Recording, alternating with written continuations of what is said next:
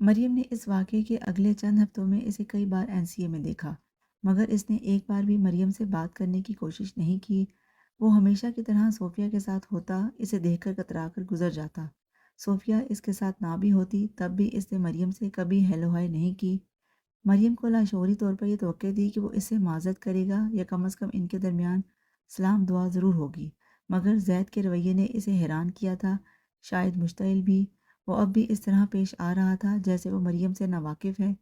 انہی دنوں کالج میں صوفیہ کے بارے میں یہ خبر گردش کرنے لگی کہ وہ زید کے ساتھ انگیجڈ ہو گئی ہے اور بہت جلد ان دونوں کی شادی ہونے والی ہے۔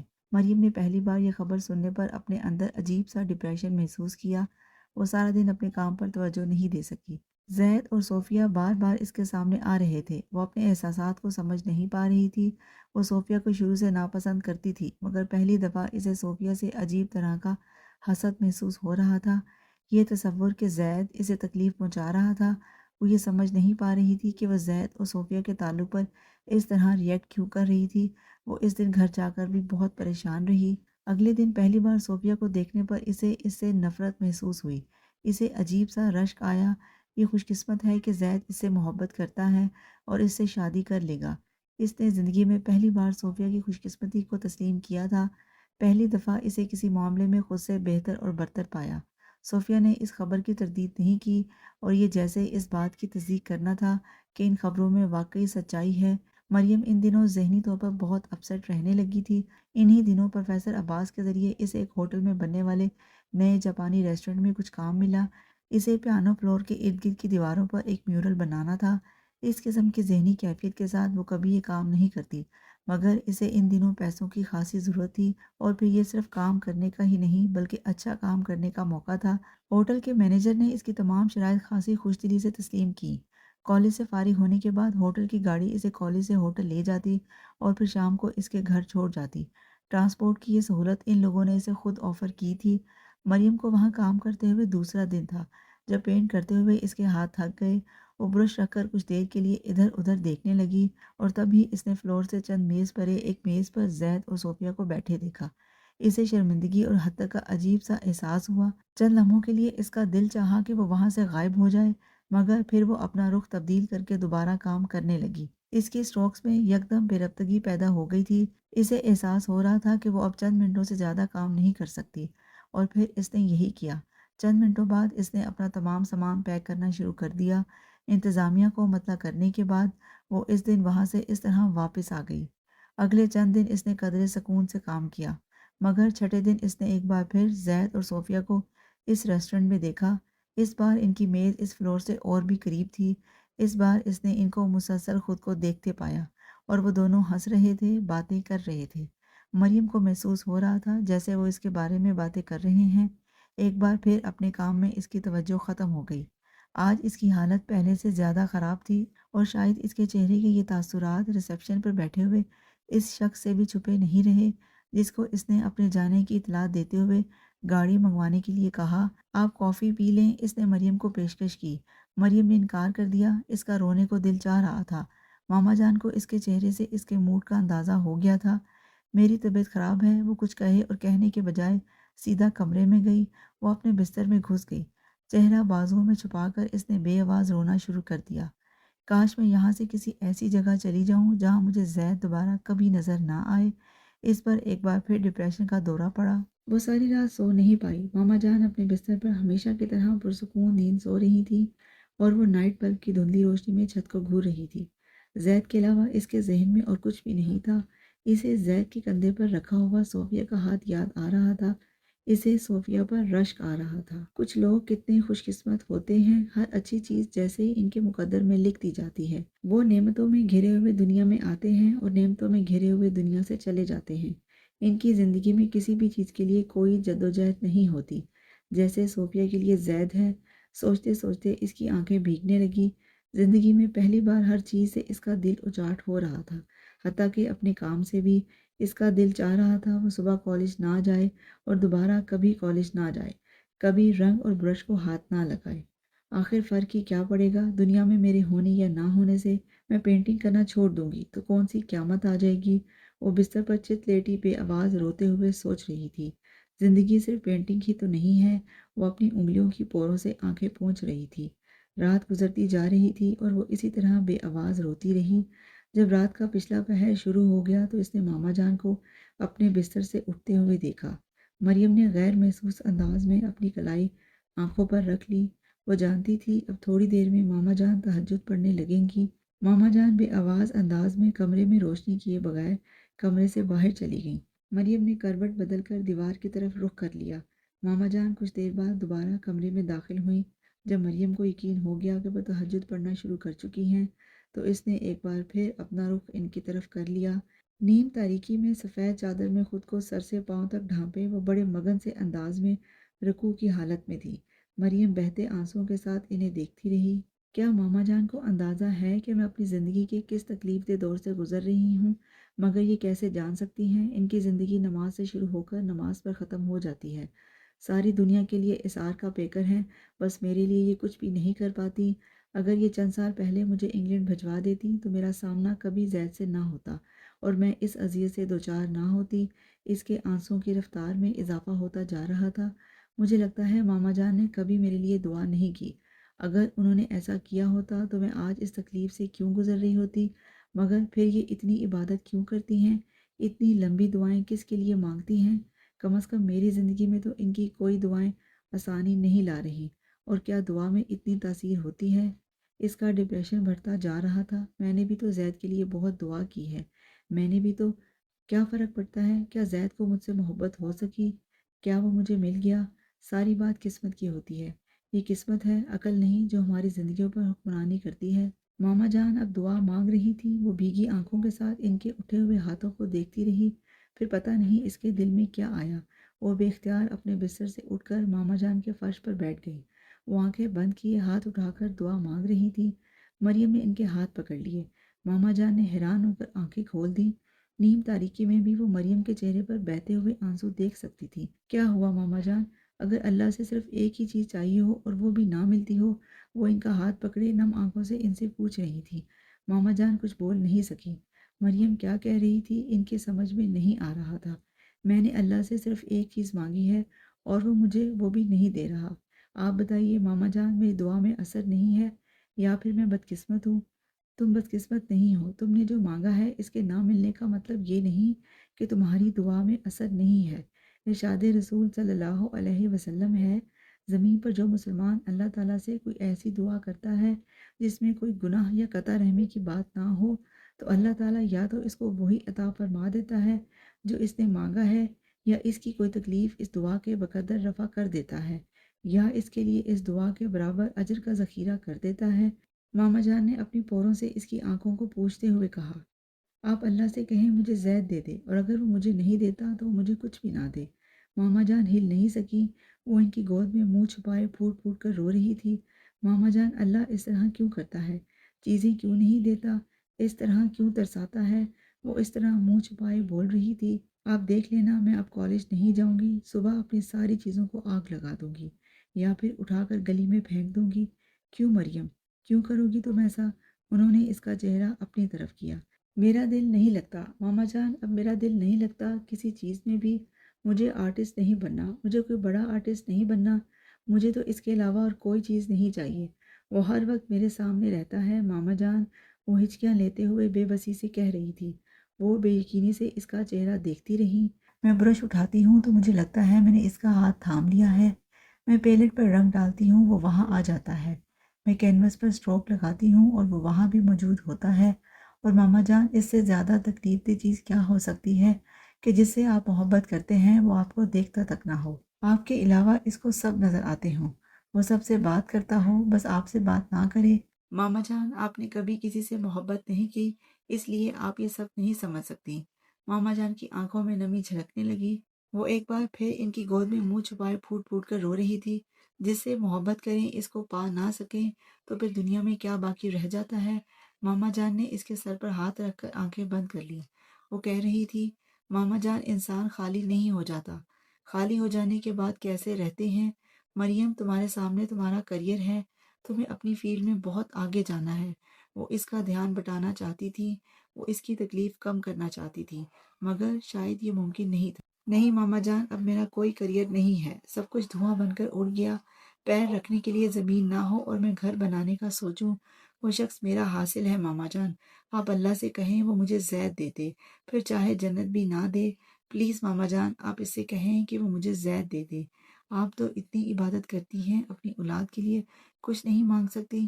ماما جان آپ اللہ کو بتائیں، آپ صرف انسان نہیں ایک ماں بھی ہیں۔ وہ اب اٹھ کر بیٹھ گئی تھی اور ایک بار پھر ان کا ہاتھ پکڑ کر جھنجھوڑ رہی تھی۔ ماما جان بالکل خاموش بیٹھی اسے دیکھتی رہیں، مگر ان کا چہرہ آنسوؤں سے بھیگا ہوا تھا۔ وہ بچوں کی طرح روتی ہوئی اٹھ کر اپنے بستر پر چلی گئی۔ کچھ دیر بعد اس نے ماما جان کو کمرے سے باہر نکلتے دیکھا۔ وہ واپس کب آئیں اسے یاد نہیں۔ وہ ذہنی اور جذباتی طور پر بالکل تھک کر چور ہو چکی تھی۔ غنودگی اسے اپنی گرفت میں لینے لگی۔ اس کی سسکیاں رک گئیں۔ تھکن اس کے پورے وجود میں سرایت کر رہی تھی۔ اس کے سوجے ہوئے پپوٹے اور بوجھل ہو رہے تھے۔ نیند کی آغوش میں جاتے ہوئے اس نے بہت دور کسی کی سسکیاں سنی تھی، پھر اس کا ذہن تاریکی میں ڈوب گیا۔ اگلے دن صبح وہ ماما جان کے اصرار پر کام مکمل کرنے کے لیے ہوٹل چلی گئی۔ وہ اب جلد از جلد اس کام سے چھٹکارا حاصل کرنا چاہتی تھی۔ شام کو 7:30 بجے کے قریب وہ اس کام سے فارغ ہو گئی۔ مینیجر کو اپنا بنایا ہوا میورل دکھانے کے بعد وہ ہوٹل کی گاڑی میں آ کر بیٹھی۔ گاڑی کی پچھلی سیٹ پر تحفے کی طرح پیک ہوئی 2 پینٹنگز پڑی تھی۔ اس نے کچھ حیرت سے انہیں دیکھا مگر خاموش رہی۔ ڈرائیور نے گاڑی چلاتے ہی اس سے کہا، زید صاحب نے یہ 2 تصویریں آپ کے لیے رکھوائی ہیں۔ وہ اس کے منہ سے زید کا نام سن کر حیران رہ گئی۔ کون زید؟ وہ حیران تھی کہ ڈرائیور اسے کیسے جانتا تھا۔ اس ہوٹل کے مالک کے بیٹے ہیں۔ وہ گمسم بیٹھی رہی۔ پروفیسر عباس نے اسے یہ نہیں بتایا تھا کہ وہ ایک بار پھر زید کے کہنے پر۔ ڈرائیور نے اپنی بات جاری رکھی۔ انہوں نے کہا تھا کہ میں یہ تصویریں آپ کو دے دوں اور آپ سے کہوں کہ آپ انہیں کھول کر ضرور دیکھیں۔ انہوں نے یہ بھی کہا تھا کہ آپ نے اندر فلور پر بہت اچھا کام کیا ہے اور انہوں نے آپ کا شکریہ ادا کیا ہے۔ مریم نے اسی گمسم انداز میں ایک پینٹنگ اٹھا کر اس پہ سے کاغذ اتار دیا اور پھر وہ دم بخود رہ گئی۔ اس نے بڑی تیزی سے دوسری پینٹنگ سے کاغذ اتارا۔ اس کے چہرے پر عجیب سی چمک تھی۔ خواہش اور ایمان، وہ دونوں اس کی اپنی تصویریں تھیں جنہیں اس نے 1.5 سال پہلے بنایا تھا۔ ان دنوں وہ بیکن ہاؤس کی ایک بچی کو پینٹنگ سکھانے اس کے گھر جایا کرتی تھی اور پیسوں کی ضرورت پڑنے پر اس نے اپنی وہ دونوں پینٹنگز اس بچی کی ماں کو فروخت کر دی تھی۔ ان پینٹنگز کو فروخت کرنے پر وہ خوش نہیں تھی، خاص طور پر اس وجہ سے کیونکہ وہ بہت اچھی تھی، مگر اسے وہ بہت زیادہ سستی بیچنی پڑی اور اب وہ دونوں دوبارہ اس کے پاس آ گئی تھیں۔ وہ حیران ہو رہی تھی کہ زید کے پاس وہ دونوں پینٹنگز کیسے آئیں اور اس نے وہ دونوں مریم کو کیوں دی تھی۔ آپ زید سے کہیں میں اس سے ملنا چاہتی ہوں، اس نے تصویروں پر دوبارہ کاغذ چڑھاتے ہوئے کہا۔ گھر آ کر اس نے بڑے پرجوش انداز میں ماما جان کو دونوں تصویریں دکھائیں۔ ماما جان مریم کے چمکتے ہوئے چہرے کو دیکھتی رہی۔ صبح اور شام والی مریم میں زمین آسمان کا فرق تھا۔ اب تم ان پینٹنگز کا کیا کرو گی؟ ماما جان نے اس سے پوچھا۔ میں انہیں زید کو واپس دینا چاہتی ہوں، اس نے کھانا کھاتے ہوئے انہیں بتایا۔ زید کو اسی شام مریم کا پیغام مل گیا۔ اسے توقع تھی کہ وہ ناخوش نہیں ہوگی۔ وہ دوسرے دن کالج اس سے ملنے گیا۔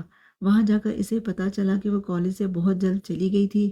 وہ کچھ دیر سوچتا رہا اور پھر ہوٹل کے اس ڈرائیور کے ساتھ اس کے گھر چلا گیا۔ دروازے پر دستک دینے پر چادر میں لپٹی ہوئی جو عورت باہر آئی تھی، اسے دیکھ کر زید کچھ حیران ہوا۔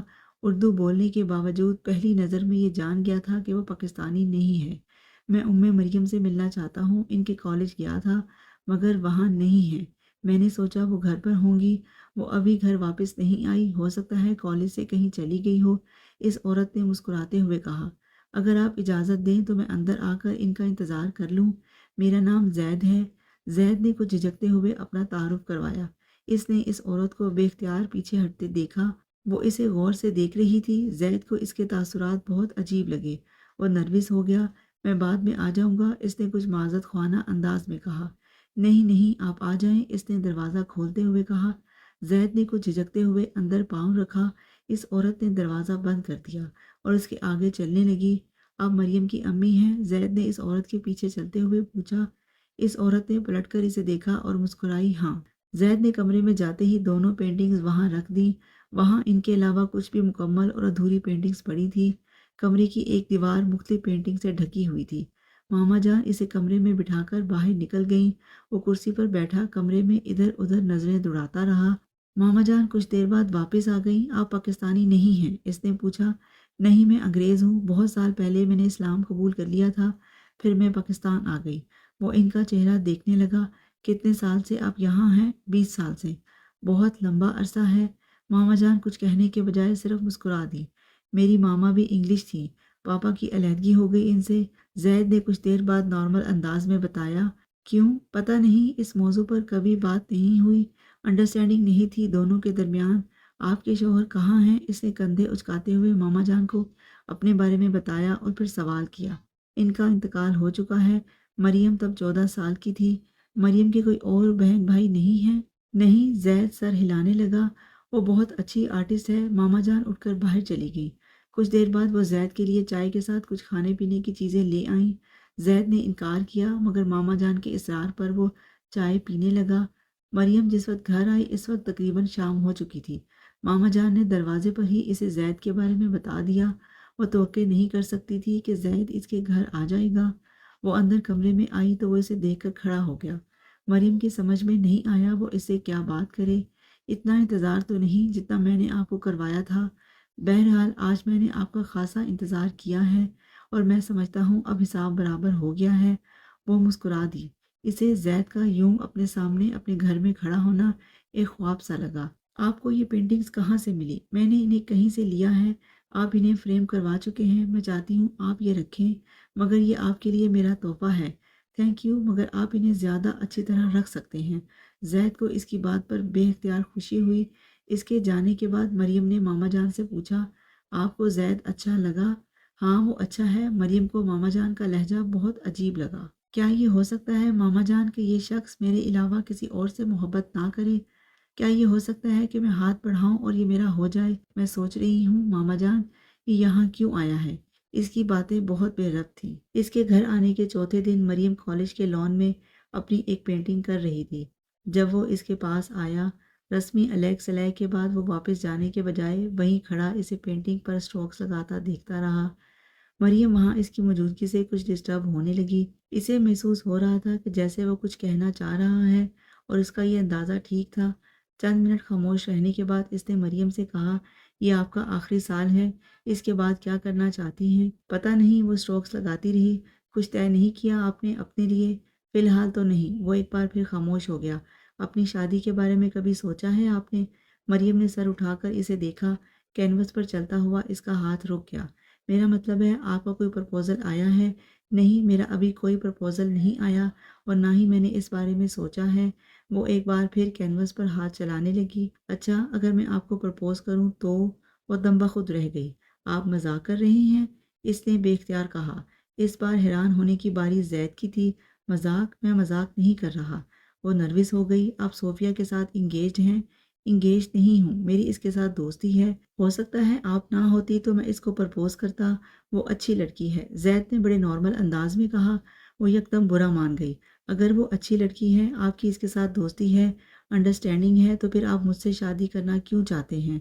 मरियम, मुझे आपसे मोहब्बत है, मैं नहीं जानता क्यों, मगर मैं पिछले 2 माह से आपको अपने जहन से नहीं निकाल पा रहा और पिछला पूरा हफ्ता मेरे लिए बहुत तकलीफ दे रहा है। मैं रातों को ठीक से सो नहीं पाता। मरियम, इससे ज़्यादा तकलीफ दे कोई चीज़ नहीं होती कि आप जिससे मोहब्बत करते हो वो आपको नापसंद करता हो, आपको देखता तक ना हो। वो बेयकीनी के आलम में इसे देखने लगी। वो इसके मुंह से बिल्कुल वही लफ्ज़ सुन रही थी जो इसने इस रात मामा जान से कहे थे। वो सबसे बात करता हो, बस आपसे बात ना करे। आपके रवैये से मुझे जिस कदर तकलीफ हुई थी वो मैं लफ्ज़ों में बयान नहीं कर सकता। आप यकीन करें, मैं सिर्फ आपको देखने के लिए यहाँ आता था। यहाँ से जाने के बाद मैं सोचता था कि अब दोबारा नहीं आऊँगा, मगर मैं फिर आ जाता था। मैं जितनी देर यहाँ रहता, अब नज़र ना भी आती तो मुझे सुकून रह, मगर इस गेट से एक कदम बाहर निकलते ही बहुत मुश्किल है ये बताना कि मैं क्या महसूस करता था।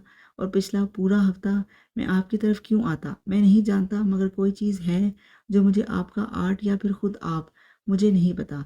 इसके चेहरे पर अब इज़्तिराब और बेबसी थी। फिर मैंने सोचा अगर किसी औरत से इतनी मोहब्बत हो जाए तो फिर इससे शादी कर लेनी चाहिए। सोफिया बहुत अच्छी है, मगर मैंने इसके लिए कभी ये सब कुछ महसूस नहीं किया। आपके साथ मेरा रिश्ता कुछ और तरह का है। जैसे अभी मैं आपके पास खड़ा आपसे बात कर रहा हूँ तो मुझे यूँ लग रहा है जैसे मैं अपने मदार में हूँ, मगर मैं आपको किसी धोखे में रखना नहीं चाहता। میری فیملی اس شادی کو قبول نہیں کرے گی، اس سے مجھے کوئی فرق نہیں پڑتا۔ میں ہر لحاظ سے سیٹل ہوں اور میں فیملی کی مرضی کے بغیر آپ سے شادی کر سکتا ہوں۔ یہ خاصی ناخوشگوار صورتحال ہے، لیکن میں آپ کو کوئی بھی گارنٹی دینے کو تیار ہوں۔ آپ کو مجھ سے کبھی کوئی شکایت نہیں ہوگی۔ مجھے محسوس ہوتا ہے کہ میں آپ کے ساتھ بہت خوش رہوں گا، اور صرف میں ہی نہیں، آپ بھی، کہ آپ مجھ سے شادی کریں گی۔ وہ زید کا چہرہ دیکھتی رہی۔ ہاں، آپ گھر آ کر ماما جان سے بات کر لیں۔ زید کے چہرے پر اطمینان بھری مسکراہٹ نمودار ہوئی۔ کیا آپ کو یقین ہے آپ کی ماما جان مان جائیں گی؟ ہاں ٹھیک ہے، میں ان سے بات کر لوں گا۔ وہ چند منٹ اس کے پاس رکا اور پھر چلا گیا۔ کینوس پر نظریں جمائے ہوئے مریم جانتی تھی کہ وہ اس سے کچھ اور بھی کہنا چاہتا تھا۔ وہ جب اس کے پاس سے چلا گیا تو اس نے پینٹنگ بند کر دی۔ وہ کتنی ہی دیر بے یقینی کے عالم میں اپنی آنکھیں بند کر کے اس کے لفظوں کے دہرانے کی کوشش کرتی رہی۔ زید کو اگر تم سے شادی کرنا ہے تو اسے یہ کام اپنے گھر والوں کی مرضی سے کرنا ہے، ورنہ میں تمہارے لیے اس کے پرپوزل کو کبھی قبول نہیں کروں گی۔ اس دن مریم نے گھر آ کر بڑے جوش سے ماما جان کو زید کے پرپوزل کے بارے میں بتایا، اور اس کے ساتھ اس نے یہ بھی بتا دیا کہ زید کی فیملی اس پرپوزل پر رضامند نہیں ہے، مگر وہ پھر بھی اس سے شادی کرنا چاہتا ہے۔ ماما جان نے سب کچھ سننے کے بعد بڑے نرم اور مستحکم لہجے میں کہا، زید کے ماں باپ کی مرضی کے بغیر وہ مریم کی شادی اس سے نہیں کریں گی۔ وہ ان کی بات پر ہکا بکا رہ گئی۔ مگر ماما جان، آپ جانتی ہیں کہ زید کسی پر انحصار نہیں کرتا۔ وہ الگ گھر میں رہتا ہے، اس کا اپنا بزنس ہے، جائیداد میں پہلے ہی اسے اس کا حصہ مل چکا ہے۔ پھر اس شادی میں اس کے ماں باپ کی مرضی ہونے یا نہ ہونے سے کیا فرق پڑتا ہے؟ زید کو اگر تم سے شادی کرنا ہے تو اسے یہ کام اپنے گھر والوں کی مرضی سے کرنا ہے، ورنہ میں تمہارے لیے اس کے پرپوزل کو قبول نہیں کروں گی۔ ماما جان مریم کو کہہ رہی تھی، ماما جان، اس نے مجھے بہت واضح الفاظ میں بتا دیا تھا کہ اس کے ماں باپ کبھی بھی مجھ سے شادی پر راضی نہیں ہوں گے، مگر وہ ان کی ناراضگی کے باوجود مجھ سے شادی کرنا چاہتا ہے۔ اس کے والدین کیوں اعتراض کر رہے ہیں؟ کیا وہ اس کی شادی کہیں اور کرنا چاہتے ہیں؟ ماما جان نے بہت سنجیدگی سے پوچھا۔ یہ مجھے نہیں پتا۔ اس کی ممی کی ایک بھانجی ہے صوفیہ، میں آپ کو پہلے بھی اس کے بارے میں بتا چکی ہوں۔ زید کی اس کے ساتھ اچھی خاصی انڈرسٹینڈنگ تھی۔ اس کی ممی کا خیال تھا کہ وہ اس کے ساتھ شادی کرے گا، بلکہ صوفیہ بھی یہی سمجھتی تھی، مگر اب وہ صوفیہ کے ساتھ شادی کرنے کا نہیں کہہ رہے، مگر میرے علاوہ کسی بھی لڑکی سے شادی کرنے پر تیار ہیں۔ تم سے کیوں نہیں؟ ماما جان اپنے سوال پر مریم کے چہرے پر دیکھتی رہی۔ وہ کچھ کہنا چاہ رہی تھی مگر خاموش رہی۔ زید سے کہو اپنے ماں باپ سے بات کرے، انہیں منائے۔ زید جب مریم کا رشتہ لے کر ماما جان کے پاس آیا تو ماما جان نے اس کو انکار کر دیا۔ ماما جان، آپ نے زید کو انکار کر دیا؟ مریم نے کالج سے آتے ہی پوچھا۔ تم کپڑے بدل لو، میں کھانا لگاتی ہوں، ماما جان نے اطمینان سے کہا۔ اب میری بات کا جواب دیں، آپ نے زید کو انکار کیوں کیا؟ وہ مشتعل تھی۔ میں نے انکار نہیں کیا، میں نے صرف یہ کہا ہے کہ وہ اپنے ماں باپ کو رضامند کر لے، تبھی یہ شادی ہو سکتی ہے۔ وہ سرخ چہرے کے ساتھ انہیں دیکھتی رہی، پھر اس نے اپنا بیگ اور فولڈر اٹھا کر دور پھینک دیا۔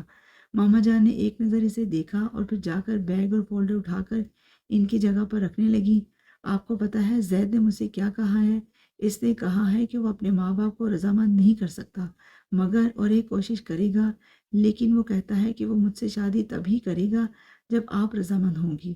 جب میں نے اس سے کہا کہ آپ رضامند نہ ہوئیں تو وہ کچھ نہیں بولا، بس خاموش رہا۔ ماما جان، آپ کی وجہ سے، صرف آپ کی وجہ سے میں زید کو کھو دوں گی؟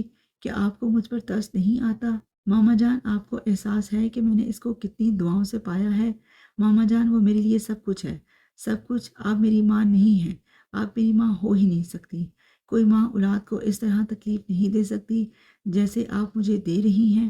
وہ بالکل ساکت کھڑی اسے روتے اور بولتے ہوئے دیکھتی رہی۔ اس نے اس دوپہر کھانا نہیں کھایا، اپنے بستر پر اوندھی لیٹی روتی رہی۔ ماما جان کے سارے ارادے ریت کی دیوار ثابت ہوئے۔ شام 6 بجے وہ اس کے پاس آئیں۔ زید کو ایک بار اپنے ماں باپ سے بات کر لینے دو، اگر اس کے ماں باپ نہ مانے تو پھر میں اس کے ساتھ تمہاری شادی کرا دوں گی۔ اس کے آنسوؤں نے ایک بار پھر انہیں چاروں شانے چت کر دیا تھا۔ تو یہ تھا لا حاصل کا آج کا ایپیسوڈ، مگر کہانی ابھی ختم نہیں ہوئی، کیونکہ بعض سچ ایسے ہوتے ہیں جو سامنے آ کر بھی مکمل نہیں ہوتے۔ اگلی قسط میں ایک ایسا فیصلہ ہوگا جو سب کچھ بدل سکتا ہے۔ کیا یہ انجام ہوگا یا ایک نئی ابتدا؟ جاننے کے لیے میرے ساتھ رہیے گا، اور اگر آپ کو یہ انداز پسند آیا ہو تو لائک، شیئر اور سبسکرائب ضرور کیجیے گا۔ ملتے ہیں اگلے ایپیسوڈ میں۔